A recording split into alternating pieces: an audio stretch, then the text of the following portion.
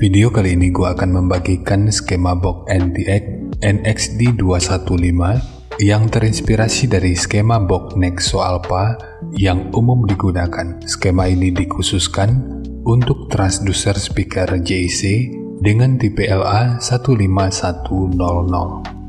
Kita mulai dari ukuran transducer speakernya.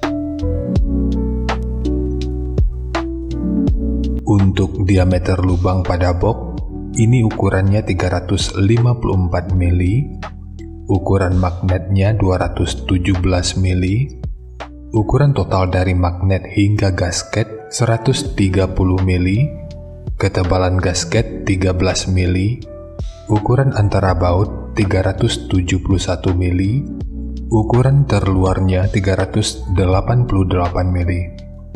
Dan mungkin masih ada istilah yang salah dari cara penyebutannya, dan di waktu berikutnya akan terus gua coba untuk perbaiki. Sekarang kita beralih ke spesifikasi teknis dan TS parameternya.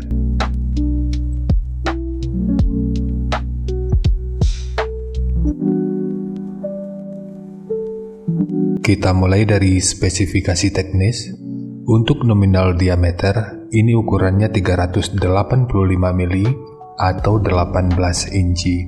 Impedansinya 8 ohm, nominal power handling 600 watt, program power 1200 watt.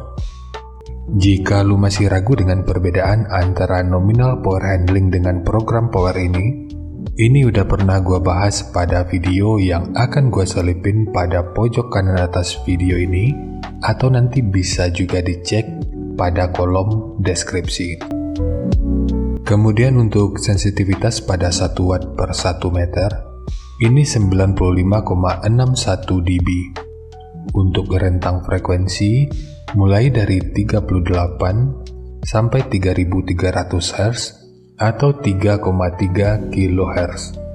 Ukuran voice coil-nya 100 mm atau 4 inci. Untuk spesifikasi lanjutan bisa dilihat sendiri. Sekarang kita beralih ke spesifikasi utama, yaitu TS parameternya. Untuk Fs, ini 37,01 Hz, RE 5,955 ohm, GMS 10,44, CAS 0,351, KTS 0,34, GMS 0,141 mm per Newton, MMS 131,3 gram, efisiensi 2,242%, BL 22,74 Tesla meter, fast 163,1 liter, SD 0,09 meter persegi, Xmax 5,65 mm, dan induktansi voice coil-nya ini 0,986 mH.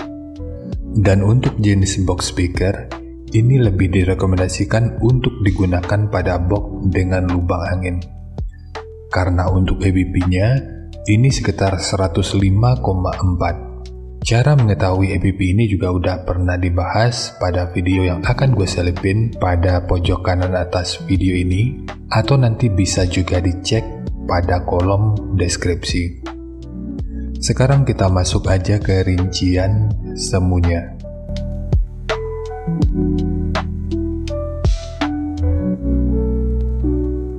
Untuk rincian semu, poin yang gua gunakan di sini adalah 600 watt pada minimum impedansi 7 ohm untuk setiap speakernya. Jadi untuk kedua speaker ini dengan pengabelan yang di paralel, maka akan membutuhkan daya 1200 watt pada minimum impedansi 3,5 ohm. Lalu titik potong bawah yang digunakan di sini adalah 60 Hz dan untuk atasnya di 110 Hz. Ini sifatnya tentu nggak mengikat, jadi nanti bisa dicoba aja sesuai karakter yang diinginkan. Dan untuk slope, nanti juga boleh menyesuaikan. Kemudian untuk puncak SPL-nya, ini diperkirakan mencapai sekitar 128 desibel. Dan untuk kedua speaker ini ini akan menjadi sekitar 134 desibel. Dan harap diingat, semua ini merupakan rincian semu, jadi bisa lebih baik atau bisa aja lebih buruk dari yang diperkirakan. Karena untuk efisiensi akhirnya itu juga akan dipengaruhi oleh beberapa faktor, apakah itu kerapian dan kepresisian dari pembuatan box, kualitas bahan, hingga equipment yang digunakan. Sebelum melanjutkan, harap baca deskripsi video, karena ada beberapa informasi tambahan terkait bahasan yang ada pada video ini.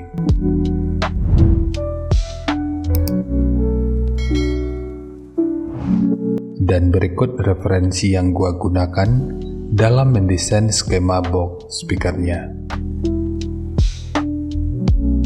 Jadi dari transfer function magnitude ini kita bisa melihat meskipun dipotong di 60 Hz, frekuensi 57 Hz ini udah bisa direspon pada minus 3 dB dan 61 Hz pada 0 dB. Sementara untuk atasnya, frekuensi 152 Hz ini udah bisa direspon pada 0 dB dan 166 Hz pada minus 3 dB. Lalu untuk respon dari portnya, dengan daya 600 watt, pergerakan udara pada port utama ini diperkirakan sekitar 16,3 meter per detik. Sementara untuk port kedua, ini diperkirakan sekitar 16,7 meter per detik. Sementara untuk gain yang dihasilkan oleh port kurang lebih seperti ini. Jadi secara teori, untuk port utama, ini akan membantu dalam merespon frekuensi hingga sekitar 52 Hz pada minus 3 dB. Lalu untuk port kedua, ini akan membantu dalam merespon frekuensi hingga sekitar 177 Hz pada minus 3 dB.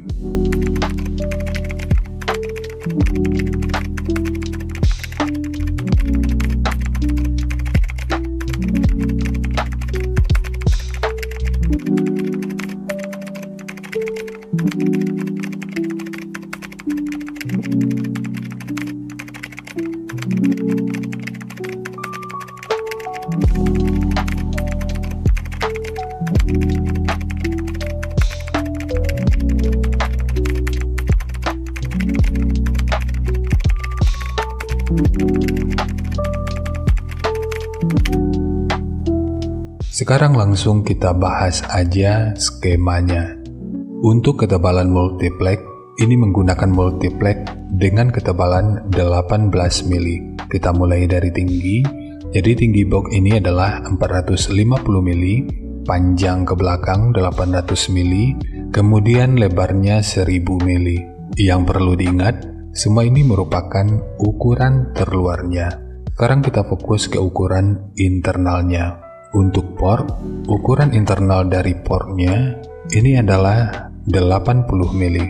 Kemudian untuk tekukan ini yang kalau kita ukur dari sudut ini sampai ke sudut ini ukurannya 272 mili.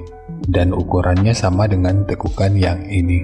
Kemudian ukuran dari sudut ini sampai ke sudut ini ukurannya 710 mili. Karena ini merupakan dudukan speakernya, maka ini dibuat menggunakan dua lapis, satu sebagai dudukan utama dari transdusernya dan satu lagi sebagai penguat dari dinding luarnya. Dan bagian dinding luar ini tentu juga sangat penting, jadi jangan di skip, sebab peranan dinding luar ini akan cukup berfungsi dalam memperkuat serta meredam hentakan dari output suaranya. Kemudian ukuran dari sudut ini sampai ke sudut ini ukurannya 92 mili. Ukuran dari sudut ini sampai ke sudut ini ukurannya 159 mili. Ukuran dari sudut ini sampai ke sudut ini ukurannya 25 mili. Dan ukuran dari sudut ini sampai ke sudut ini ukurannya 253 mili. Untuk dinding belakangnya, ini menggunakan dua lapis. Selain untuk memperkuat dinding belakang, ini karena pemasangan speakernya juga dari bagian belakang ini. Untuk ukuran yang kalau kita ukur dari sudut ini sampai ke sudut ini ukurannya 404 mili. Dan jangan lupa dengan segitiga kecil di sisi kiri dan kanannya. Sementara ukuran dari bibir depan ini sampai ke sudut ini ukurannya 63 mili. Dan untuk bukaan yang kalau kita ukur dari sudut ini sampai ke sudut ini ukurannya 180 mili. Kemudian di sudut ini juga dipasang segitiga seperti ini. Selain bertujuan untuk tampilan, ini juga bertujuan untuk meningkatkan aerodinamikanya. Sementara untuk handle, jika lu ingin menggunakan handle triplek seperti ini, akan lebih baik jika sudut luar dan dalamnya dibentuk seperti ini. Ini bertujuan untuk menjaga aerodinamikanya. Jadi nanti tinggal lo custom aja sesuai kebutuhannya. Dan bentuk keseluruhannya kurang lebih seperti ini.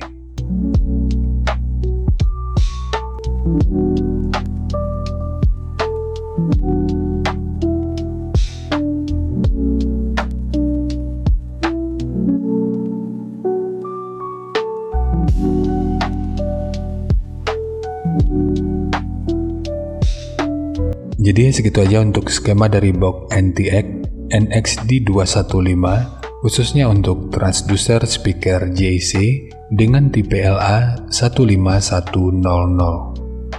Jika nanti lu punya link review dan video cek soundnya, silahkan bagikan aja pada kolom komentar agar bisa dijadikan referensi juga buat teman-teman yang lainnya. Terima kasih untuk lu yang udah nonton sampai detik ini. Bagaimana tanggapannya atas bahasan kita kali ini? Sampaikan aja pada kolom komentar, biar kita sama-sama bisa belajar agar lebih baik lagi.